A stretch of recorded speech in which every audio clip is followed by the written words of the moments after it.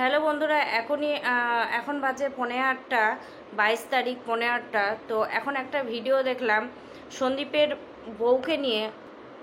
সন্দীপের বউয়ের যে ভিডিও, বাচ্চার মায়ের, তো বাচ্চাকে নিয়ে একটা ভিডিও ছেড়েছে। সে আমাদের জানালো 3 দিন পরে যে বাচ্চা তার কাছেই আসবে। ভালো কথা, মায়ের কাছে বাচ্চা যাবে, এটা আবার কি ব্যাপার? ঠিক আছে, বাবার কাছে থাকলো, এবার মার কাছে যাবে। কিন্তু আরে বাবা, যাক না, যাক না, কারণ যে কীর্তিকলাপগুলো করেছে, একটা বাচ্চা মা পাবে, এটা খুব ভালো কথা। কোনো যমদূত পাচ্ছে না, কোনো জল্লাদ পাচ্ছে না, কোনো পাড়া প্রতিবেশী পাচ্ছে না। দেখো, কথাগুলো খারাপ হলেও কথাগুলো মানে রাগ থেকে চলে আসে। কেউ পাচ্ছে না, পাচ্ছে মা। প্রত্যেকটা মেয়েরা বা প্রত্যেকটা মানুষ চায় যে মা যেন তার ছেলেকে পায়। কিন্তু মা যে কীর্তিকলাপগুলো করে গেছে, সেগুলো প্রথম যে আমি বীজটা বুনছি, সেই বোনা থেকে আমাকে গাছটা দেখতে হবে যে বোনার পরে কতদিন গাছটা আমার ফল দিল। আমি ফলের কথা ভাবলাম, গাছই বাড়লো না, তাহলে তো হবে না। আমাকে দেখতে হবে যে কি সূত্রটা হয়েছিল। সূত্রটা হলো পরকীয়া। মা ছেলেকে ছেড়ে গেল পরকীয়া একটা ছেলের আশায়। সে গিয়ে কোথায় উঠলো? তার বাবার বাড়ি। তার দাদা মারধর করে বের করে দিয়েছিল, সে বেরিয়ে গেছিল। যখন চ্যানেল একটা খুললো বাচ্চার মা, তারপরে চ্যানেলটা যখন মনিটেশন হলো, তখন কিন্তু তাদের মনে হলো না, একটা আর্নিং আমাদের বাড়িতে ঢুকছে, মেয়েকে নিয়ে এসে রাখলে মানে আর্নিং একটা আসবে। হয়তো মেয়েকে বলেছে কিছু আমাদের দিস, মেয়ে বলেছে ঠিক আছে, কিছু যে সংসারে দেয় সেটা বোঝা যায়।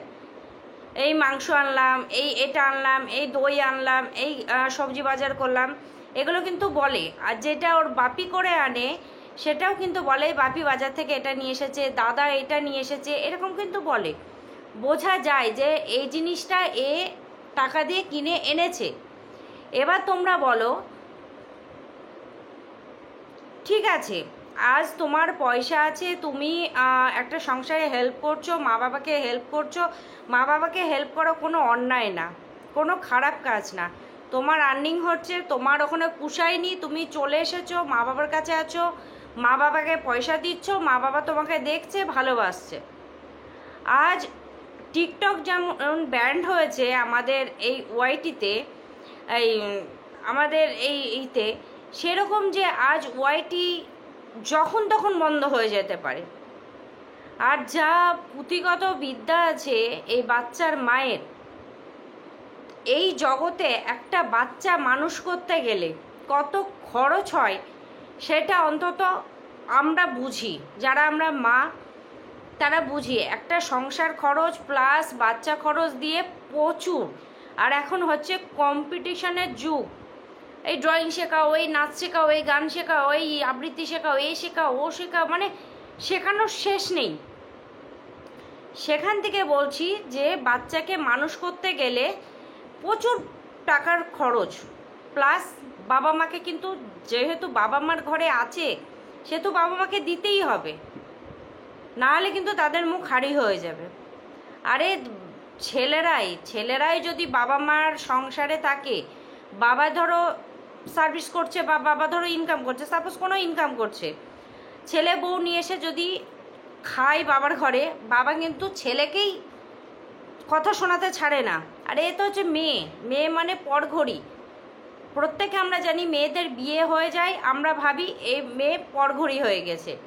তার না আছে একটা থাকার জায়গা থাকে, না একটা তোমার অধিকার থাকে, না একটা কিছু থাকে।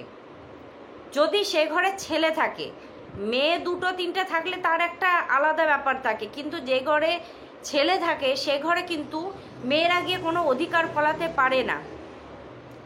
এবার ওর দাদার আজ বিয়ে হয়েছে, কাল কিন্তু আর একটা তাদের পুচকা পাচকা আসবে, তখন আবারও সেই দ্বন্দ্ব শুরু হবে। এখনই তো মাঝে মাঝে দ্বন্দ্ব শুরু হয়, বোঝা যায়, তার কথাবার্তাতে বোঝা যায়, তার ফেসে বোঝা যায় যে না, সে ভালো নেই। সংসারের মাদের দেখে মুখের ফেস, দাদার মুখের ফেস, বৌদির মুখের ফেস দেখে কিন্তু বোঝা যায়। একটা ডেইলি ব্লগ যখন করবে, তার মনের কথা কিন্তু বোঝা যাবেই। সে রাগ করে আছে, না কষ্টতে আছে, না গোতা মেরে কথা বলছে, না আনন্দে আছে, এগুলো কিন্তু বোঝা যায়। এই জন্যে আমরা প্রত্যেকে বলেছি যে 5টা বছর যখন ও সংসার করলো সন্দীপের ঘরে, তখন কিন্তু বোঝা যায়নি। সে বলেছিল সয়াবিন খেলে গায়ে ওর যে র্যাশাগুলো আছে, র্যাশ, সেগুলো বেড়ে যায়। কিন্তু এই বাড়িতে দেখো দিব্যি সে সয়াবিন খাচ্ছে, কাঁঠাল খাচ্ছে, এগুলো কিন্তু খাচ্ছে। ওই বাড়িতে যে প্রোডাক্টগুলো নিয়েছিল তোমরা প্রত্যেকে দেখেছো, খাওয়ার পরেও তার ঘরে কত ভর্তি ভর্তি প্রোডাক্ট ছিল। এই বাড়িতে কিন্তু কিচ্ছু নেই, আর খাওয়া দাওয়া সব তো গিয়েছে। এখন তো চা খাচ্ছে, এটা খাচ্ছে, ওটা খাচ্ছে, সব চলছে। তো চলো ছাড়ো সেটা। আর ডেলি যে ফ্রুট চাট দিয়েছিল, যে একটা করে ফ্রুট খেতে, সে ফ্রুটও গিয়েছে, চা খাচ্ছে, আর সেই তোমার ড্রিঙ্ক যে ছিল সেটাও, এনার্জি ড্রিঙ্ক ছিল সেটাও গিয়েছে, যেটা তোমার প্রোটিন পাউডার ছিল সেটাও আর যাচ্ছে না, সব গিয়েছে। এই দুদিনের একটু দেখাতে হয়, দেখিয়েছিল। এবার বলো, আজ যদি ওয়াইটি চলে যায়, সন্দীপের যদি ওয়াইটি চলে যায়, সন্দীপের কিন্তু করে খাওয়ার ক্ষমতা আছে। প্রত্যেকে তোমরা দেখেছো, যারা সন্দীপের ভিডিও দেখো তারা কিন্তু প্রত্যেকে দেখেছো সন্দীপের যা পারিপার্শ্বিক জমি আছে, কিছু না হলেও তাদের কিন্তু চাল, তেল, এগুলো কিন্তু সারা বছর তাদের জমি থেকেই চলে আসে। এবারে একটা ছেলে কিছু করে খেয়ে নিতে পারবে, সংসার চালিয়ে নিতে পারবে, তাদের যে কন্টাকে দিয়েছে সেগুলোতে চলে যাবে। আর যা শাক সবজি হ্যাডা ব্যাডা আছে পরেই হেলাই মানে চলে এদের ইটা। সেখান থেকে ওর কিন্তু কিছুই নেই। একটা কুল খেতে গেলেও সেই লোকের কাছে ঢিল মেরে খেতে হয়, একটা আম খেতে গেলেও সেই দোকানে মানে যে সবজিওয়ালা আসে ঘরের সামনে ঠেলা গাড়িতে, তার কাছে নিয়ে খেতে হয়। একটা কাঁঠাল বছরে খেয়েছিল সবজি, মানে প্রথম, সেও দাদা কোথায় থেকে নিয়ে এসেছিল তাই খেয়েছিল। আর সন্দীপ বলছে আমাদের কাঁঠাল বিক্রি হচ্ছে না, খারাপ হয়ে যাচ্ছে, নষ্ট হয়ে যাচ্ছে। এবার বোঝো কোথায় বাচ্চাটা আছে আর কোথায় আসবে। এবার ওয়াইটি যদি কোনো দিন চলে যায়, তাহলে কি করে সেই মা বাচ্চাটাকে মানুষ করবে? এবার ধরো বলে না, আউট অফ সাইট তো আউট অফ মাইন্ড। এবার বাচ্চাটা যখনই মায়ের কাছে চলে আসবে, তখনই কিন্তু সন্দীপের আস্তে আস্তে, হ্যাঁ কষ্ট হবে, আমি বলবো না যে বাবা কষ্ট পাবে না, কারণ বাবা প্রচণ্ড ভালোবাসে। মানে দেখে মানুষকে বললাম তো, ওই যে ডেলি লাইফস্টাইল দেখাচ্ছে, এবার প্রত্যেকটা জিনিস বোঝা যায় কে ভালোবাসে, কে ভালোবাসে না, কে কি করে। আরে দেখানো হলেও তো সে দেখাচ্ছে যে না আমি ভালোবাসি। এ মা তো দেখানোর জন্যও তো করলো না যে ভালোবাসি। এবার সেখানে সন্দীপ ধরো চলে গেল, বাচ্চাটা, আমি কথা বলে মায়ের কাছে চলে গেল, সন্দীপের কিন্তু কোনো যায় আসবে না। 2 দিন কষ্ট হবে, 3 দিন কষ্ট হবে, 1 মাস কষ্ট হবে। বাচ্চা চলে গেলে, বাচ্চা তো চলে গেলে বাড়িতে আর শূন্য হয়ে যায়। কিন্তু আজ না হোক কাল সন্দীপের কিন্তু সেই বিয়েটাও হবে, আর একটাও ঘরে বাচ্চা আসবে। সন্দীপের সেই জায়গাটা কিন্তু ভরাট হয়ে যাবে। এই মায়ের কি হবে একবার ভেবে দেখো তো তোমরা। মায়ের না আছে পায়ের তলার মাটি, না আছে মাথার তলার জমি, মানে মাটি জমি না, ছাদ, তারপরে না আছে নিজের একটা আস্থা। আর যদি ধাক্কা মারে বাচ্চাটাকে নিয়ে কোথায় যাবে? তোমরা যারা বলছো বাচ্চাকে নিয়ে এসো, বাচ্চাকে নিয়ে এসো, বাচ্চাকে নিয়ে এসো, শুধু স্লোগান দিলেই হয় না, একটু ডিপলি ভেবো তোমরা যে বাচ্চাটাকে যদি নিয়েও আসলো, এই বাচ্চাটাকে যদি মামা 2 থাপ্পড় মেরেও দেয়, তাও কিন্তু মায়ের কথা বলার অধিকার থাকবে না। কি দিদার ধরো মেরেই দিল বদমাইশির চোটে, কারণ প্রচণ্ড চঞ্চল, প্রচণ্ড চঞ্চল, তোমরা দেখেছো তো। সেই মায়ের কিন্তু বলার কোনো অধিকার থাকবে না, কারণ সে তো পরের ঘরের গলগ্রহ হয়ে আছে, বলার কিছু থাকবে?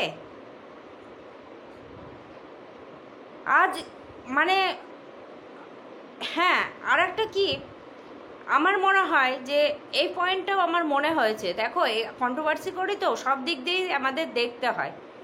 এবার আর একটাও আমার মনে হয় যে বাচ্চাটাকে কেন নিয়ে আসছে, বাচ্চাটাকে যখনই নিয়ে আসবে বাচ্চাটার যে দায়িত্ব খোরপোশ টাইপের জিনিস, আমার এই বিষয়ে আমার জানা নেই কিছু, তবে যতটা আমি জানি ততটা আমার মনে হয় ও আবদার করবে।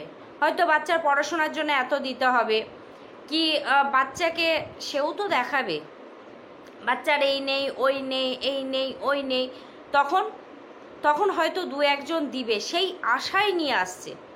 সত্যি কি দু একজন দিবে? সন্দীপকে কেন মানুষ সাপোর্ট করেছে? সন্দীপ সত্যের পথে আছে।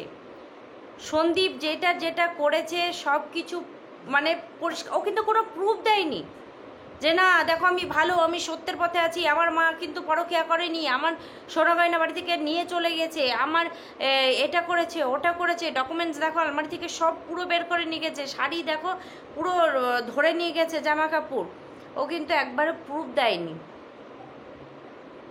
ও কিন্তু সেই ফোনের চ্যাটিংগুলো রিভিল করেনি, শুধু বলেছে ফোনে এই চ্যাটিংগুলো হয়েছে, ও কিন্তু ফোনের চ্যাটিংগুলো প্রুফ দেয়নি, ও কিন্তু কোনো কিছু করেনি।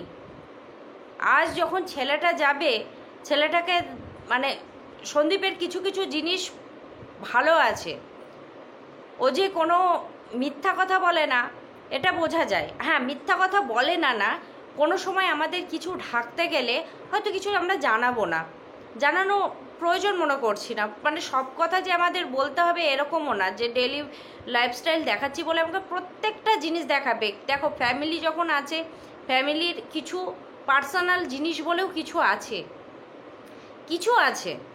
আমি ডেলি লাইফস্টাইল করে কিছুদিন করেছিলাম, কিছু পার্সোনাল জিনিস আছে আমরা যেটা এই মানে এই পিকচারটার মধ্যে বলতে পারি না, বলা সম্ভবও না।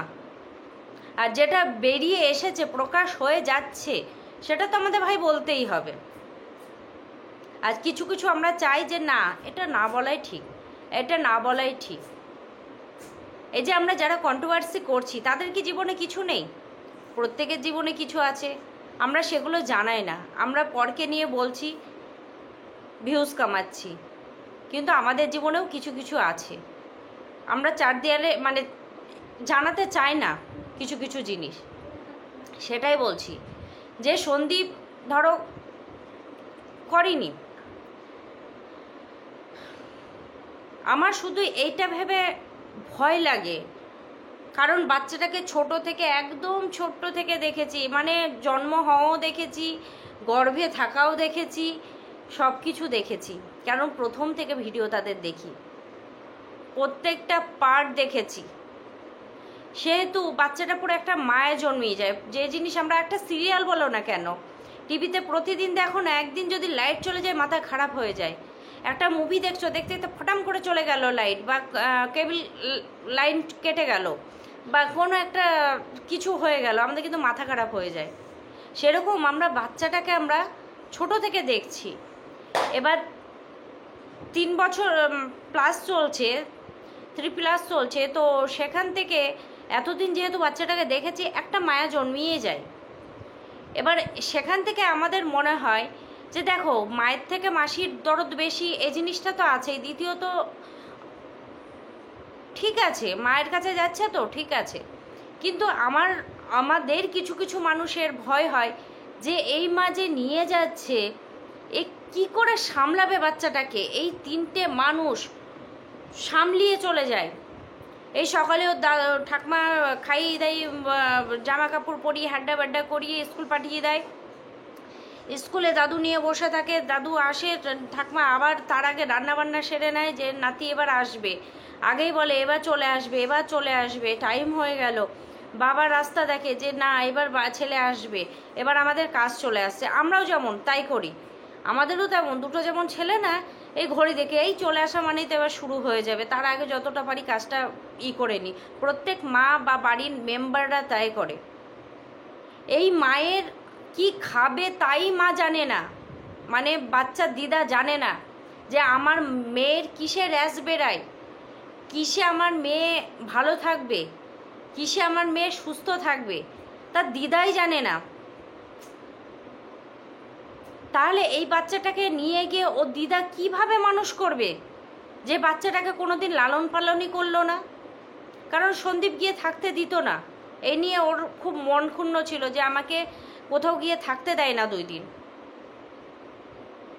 কারণ ভালোবাসতো, মুখে বলতে পারতো না যে আমি তোমাকে ভালোবাসি, কিন্তু মানুষের কিছু কিছুতে বোঝা যায় যে মানুষ ভালোবাসে, সে মিস করে মানুষকে। এই যে প্রতিদিন যে সবাই বলতেই দালাল বলে কন্ট্রোভার্সি ঠুকে দেয়, কন্ট্রোভার্সি ঠুকে দেয়। আরে বাবা, এটা কন্ট্রোভার্সি ঠোকা না, দিনের শেষে সে কিন্তু সেই দিনগুলো মনে করে। মানুষকে ঘৃণা করতে পারি, কিন্তু মানুষের সেই ভালো দিনগুলো আমরা ভুলে যাব? আরে বাবা, আমরা মানুষ, সারা দিন পরে সেই দিনগুলো মনে পড়ে হয়তো সন্দীপের, তখন সেই দিনগুলো থেকে রাগ জন্মায় যে আজ আমার পাশে থাকতে পারতো না, আমি কি ওকে ভালোবাসা দিইনি, এখন গিয়ে কি করে থাকছে, এখন কি করে খাচ্ছে। সেই থেকেই কিন্তু তার কিছু কথা বেরিয়ে যায়।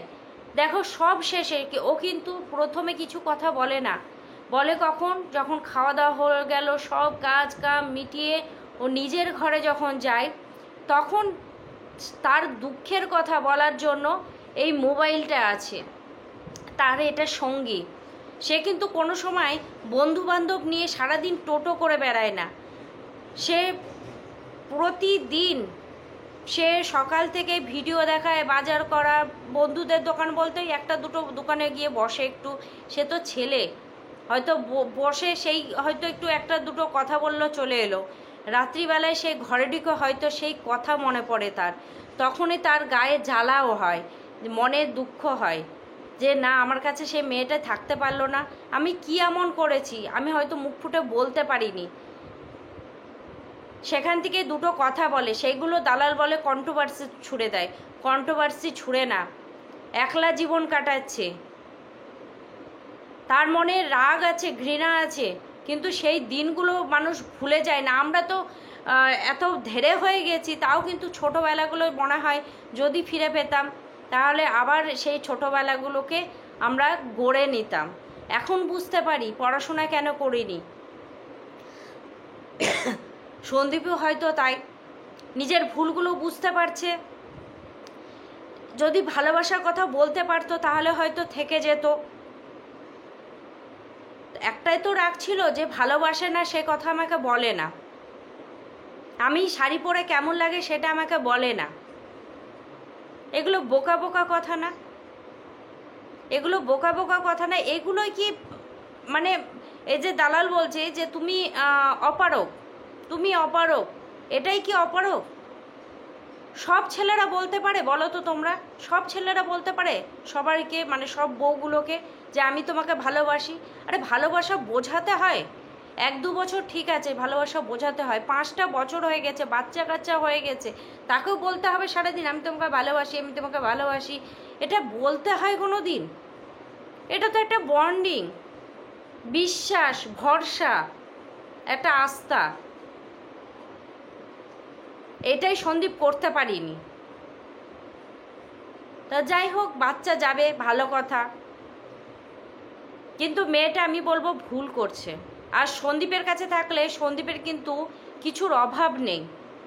সন্দীপ কিন্তু যদিও বিয়ে করে, আমি কথা কথা মেনে নিলাম সন্দীপ বিয়ে করলো, সৎমা দেখলো না, কিন্তু তবু কিন্তু বাড়ির অধিকার কিন্তু থেকে যাবে, তার বাড়ির অধিকার থেকে যাবে।